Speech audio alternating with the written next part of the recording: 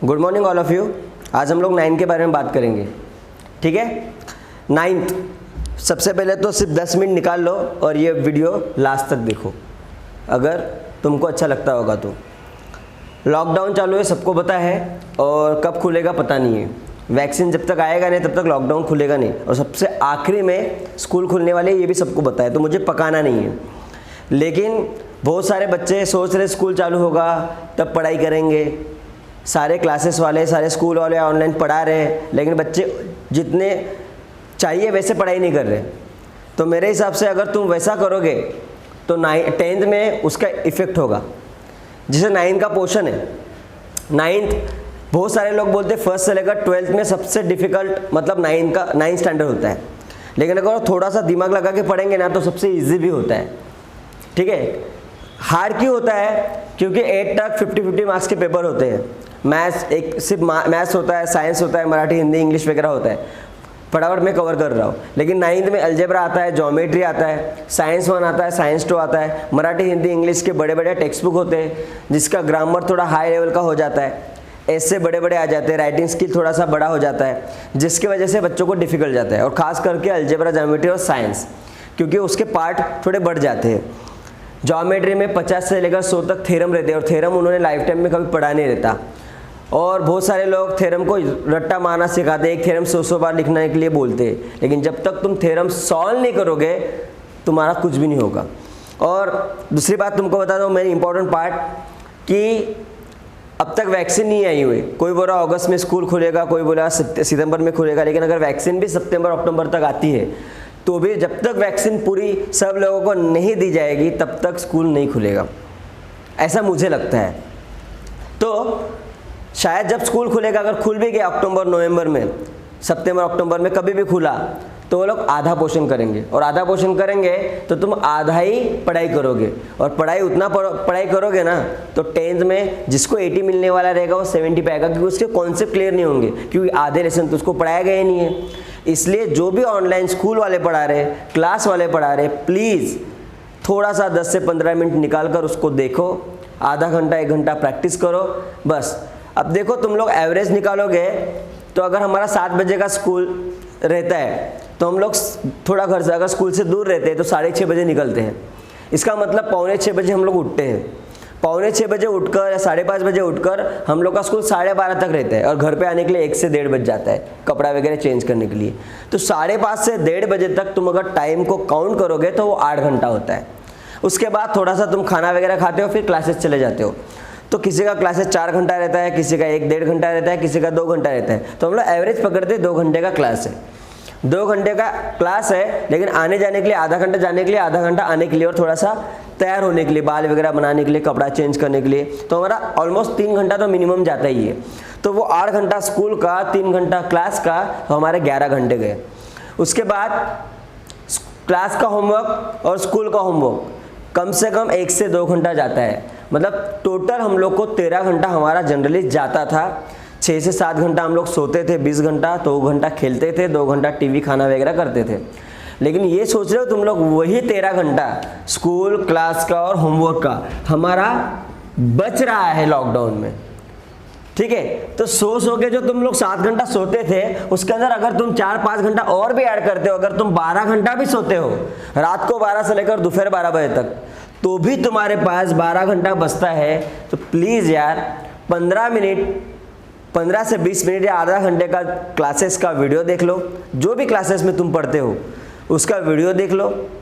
उसके बाद या स्कूल में जो जूम वगैरह में पढ़ा रहे उसको 1-2 घंटा लगता होगा वो कर लो, आधा घंटा कुछ होमवर्क देते होंगे वो कर लो, और आधा घंटा मन से कोई भी एक चैप्टर ले लो, चाहे हिस्ट्री का, चाहे ज्योग्राफी का, चाहे मराठी का, चाहे हिंदी का, या कोई ग्रामर का टॉपिक, वो आधा घंटा, मतलब आधा घंटा वीडियो देखने के लिए, आधा घंटा वो होमवर्क करने के लिए, और आधा घंटा कभी भी दिन में कोई एक चैप्टर ले लो। सिर्फ 1.5 से 2 घंटा तो तुमको पढ़ाई करना है। 22 घंटा कुछ भी करो, खेलो कूदो, पढ़ाई करो, ठीक है, पढ़ाई टीवी देखो, सोते रहो, चलेगा। सिर्फ 2 घंटा निकालो, नहीं तो कॉन्सेप्ट क्लियर नहीं होंगे ना 9 के, और आधे कॉन्सेप्ट लेकर जाओगे तो 10th में बहुत प्रॉब्लम होने वाली है, ठीक है। क्योंकि पास करना तो उनको ज़रूरी है, वो पास करेंगे हमारे गवर्नमेंट, या आधा पोर्शन करेंगे। तो आधा पोर्शन सिर्फ पढ़ोगे ना तो 10th में अच्छे मार्क्स नहीं लाओगे।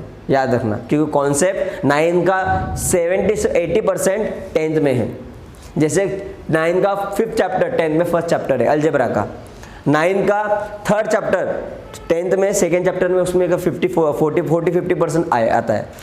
9 का 7th चैप्टर 10th में वैसे का वैसा है, 20-30% बढ़ाया गया है।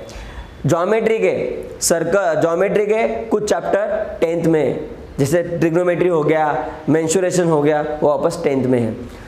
साइंस के ऑलमोस्ट 60% पूरा 10th में है।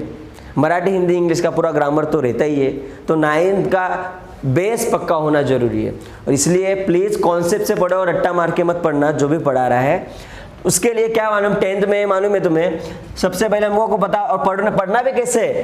अभी सर ने पढ़ा लीनियर पेयर क्या होता है, तो लीनियर पेयर के बारे में याद रखना, उसके डायग्राम, इसको लीनियर पेयर बोला जाता है। इन दोनों को मिलाकर 180 होता है, पता होना चाहिए। ऑपोजिट एंगल क्या है, तो ऑपोजिट एंगल क्या होता है, ये इनको ऑपोजिट एंगल बोलते हैं, इनको, ये दोनों इक्वल होते हैं, पता होना चाहिए। Parallel lines are in a same plane but do not intersect each other are called parallel lines। इसको पैरेलल लाइन बोलते हैं, रेल की पटरियाँ।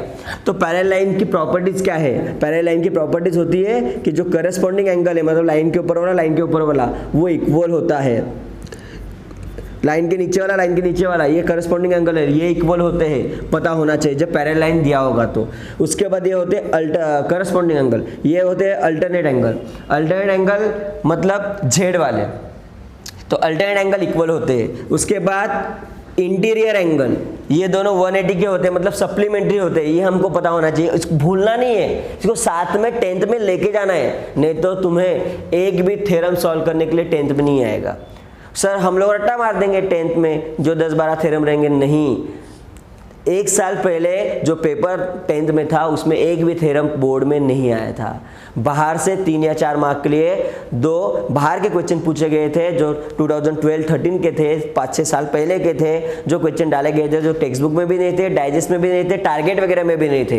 तो ऐसे क्वेश्चन को कैसे करोगे, तो हमको प्रॉपर्टीज पता होनी चाहिए। What is angle bisector, angle bisector किसे कहा जाता है वो तुमको पता होना चाहिए। उसकी प्रॉपर्टीज क्या होती है वो पता होना चाहिए। उसके बाद टाइप्स ऑफ ट्रायंगल, ट्रायंगल के पता, स्केलियन ट्रायंगल, आइसोसेल ट्रायंगल, उसके बाद इक्विलेटरल ट्रायंगल, उसकी प्रॉपर्टीज, एक्यूट एंगल क्या होता है, ऑब्टूज एंगल क्या होता है, वो राइट एंगल क्या होता है, पता होना चाहिए। उसकी प्रॉपर्टीज क्या होती है पता होना चाहिए 10th में अगर तुमको सब कुछ करना है तो। उसके बाद types of quadrilateral, parallelogram, rectangle, rhombus, square, trapezium, सिर्फ वो उसके टाइप से नहीं तो उसकी प्रॉपर्टीज, उसके डेफिनेशन, और 9th में उसके सारे थ्योरम दिए गए, सारे क्वाड्रिलेटर के, वो भी आना चाहिए। ट्रायंगल के सारे थ्योरम हम लोग को 9th में दिए गए, और वही अगर हम लोग को हमारे महाराष्ट्र बोर्ड वाले अगर उसको हाफ पोर्शन कर देंगे तो फिर वो तुम लोग नहीं पढ़ोगे तो 10th में तुम लोग सॉल्व नहीं कर पाओगे।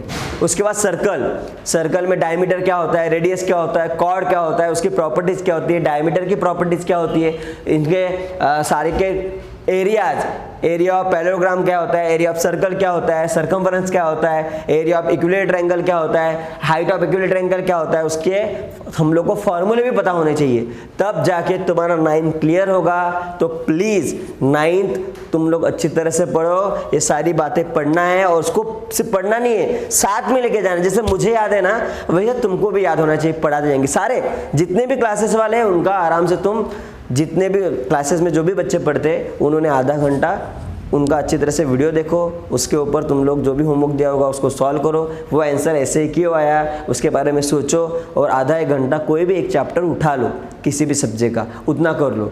तो शायद अगर ये स्कूल नहीं भी खुलेगा तो तुम्हारा 9th क्लियर हो जाएगा।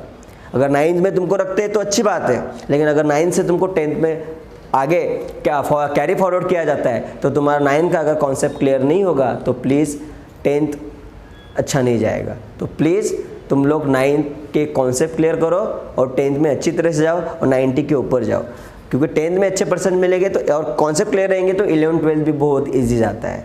प्लीज़, ठीक है, बाय।